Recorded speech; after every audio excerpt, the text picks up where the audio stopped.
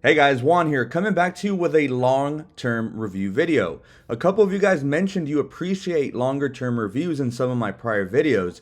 So this time, I'm bringing you guys a one-year review on Apple's Magic Keyboard for the iPad Pros and also the iPad Airline. This first-party accessory completes the entire iPad Pro experience, giving you the typing experience you've come to love on another product line of Apple's, the MacBook.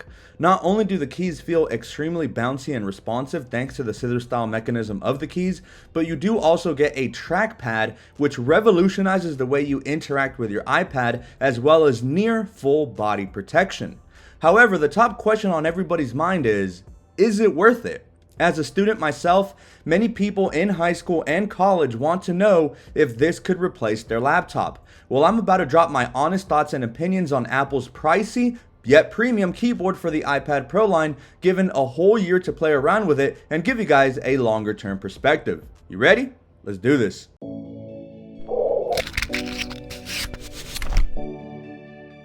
Okay, so let's get one thing out of the way, and that's pricing, because normally this is the biggest factors consumers are uneasy about, as these optional accessories bring the entire cost of the iPad Pro plus keyboard combination to MacBook pricing territory. So it's easy to wonder if this is actually worth it. See, thing is, depending on what model iPad you have, that will basically dictate how much you gotta fork over. So, if you own the 11-inch iPad Pro 3rd Gen or the 5th Gen iPad Air, the Magic Keyboard will set you back $299 in your choice of white or black. If you got Mr. Chunkers, aka the 12.9-inch iPad Pro, well, in that case, your price tag is increased to $349, again in your choice of white or black. It's more than the cost of an entire Apple Watch SE, and this leaves a lot wondering whether this thing can actually be a laptop replacement. And well, pricing aside, let me tell you all, it has been an absolute pleasure working with the Magic Keyboard plus iPad Pro combination.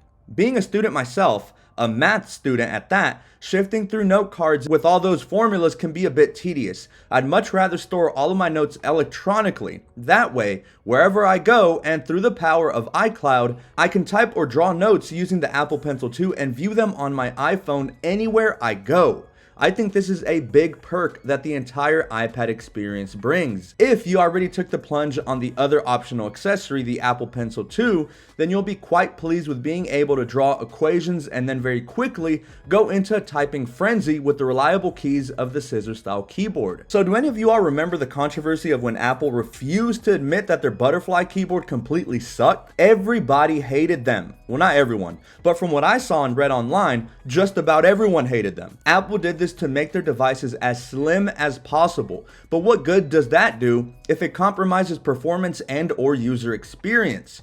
You won't have to worry with this keyboard. The scissor style keys, as mentioned, are responsive, bouncy, and just have a nice tactile feel to them. Typing on this keyboard feels as natural as typing on a MacBook. But one thing to note is that you do technically have more space to type on the larger 12.9-inch. So if you want to feel less cramped while typing, you may want to reconsider your sizing choice. There are no function keys, however, and those would be useful to maybe turn the brightness up or down, or maybe the volume. And one other quirk is that I wish there was a dedicated button to turn the brightness of the keyboard itself, you know, the backlight, up or down directly from the keyboard. Instead, you have to go into settings to manually adjust the brightness. And as you can see here, I suspect that the iPad is using its optics to determine whether the keyboard should be on or off. So normally in dim lit scenarios, your keyboard backlight will flash on, but there's no way to manually toggle it on or off, as you can see here. I'm turning down my brightness on my studio lights and it turns on. Once I brighten it back up, the keyboard backlight turns off and I can't adjust the brightness. Weird. What's also nice about this keyboard case is that it offers near full body protection with only having the aluminum sides exposed. But on majority of drops from an average height, your iPad Pro should be well protected as the case is quite sturdy, and most of the impact will be absorbed by the keys and microfiber material rather than shattering your display. Looks aside, it does make the whole package a lot heavier and thicker. The 11-inch keyboard alone weighs in at a little over a pound, while the 12.9-inch version weighs roughly 1.3 pounds.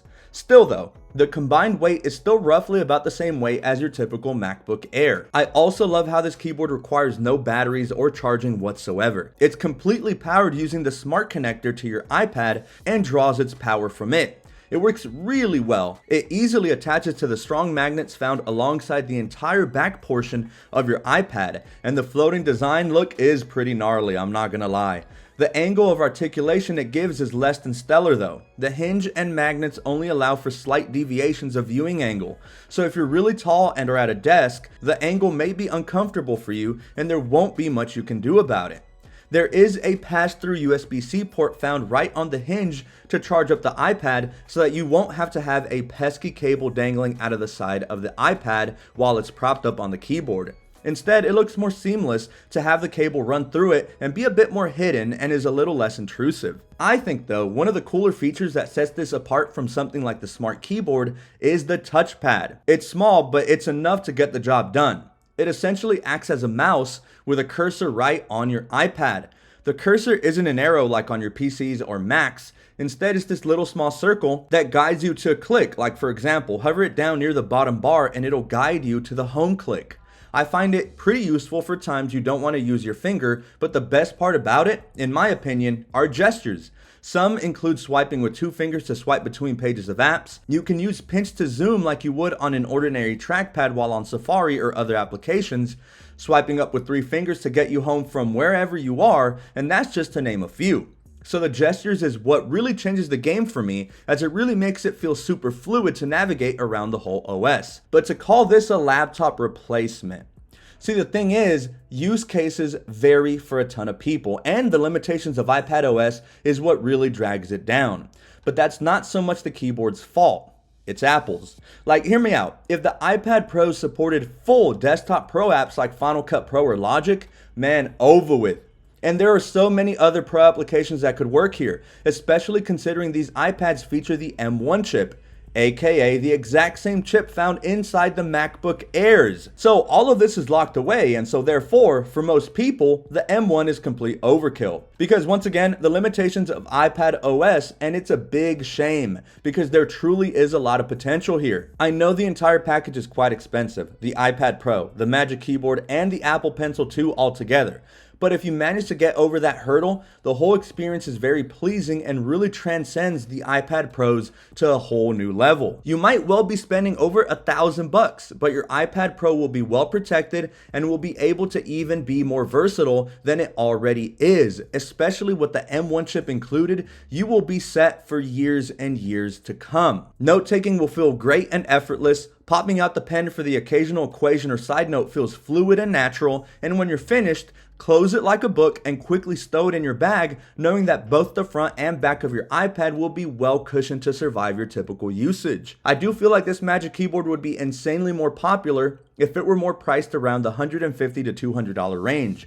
But you know Apple and their Apple tax. At its current price point, it's a hard one to recommend. But what I will say is if you can full send it, it makes an awesome companion to the iPad Pro experience and is great for students, professionals, and casuals. Let me know what you guys think. I've used my keyboard for a little over a year like I mentioned and have never had any complaints. It's still working as if it were brand new. Let me know your thoughts down below and please comment your experience with the Magic Keyboard if you happen to own one as well. That's been it for now, but I cannot wait to catch you all in my next video.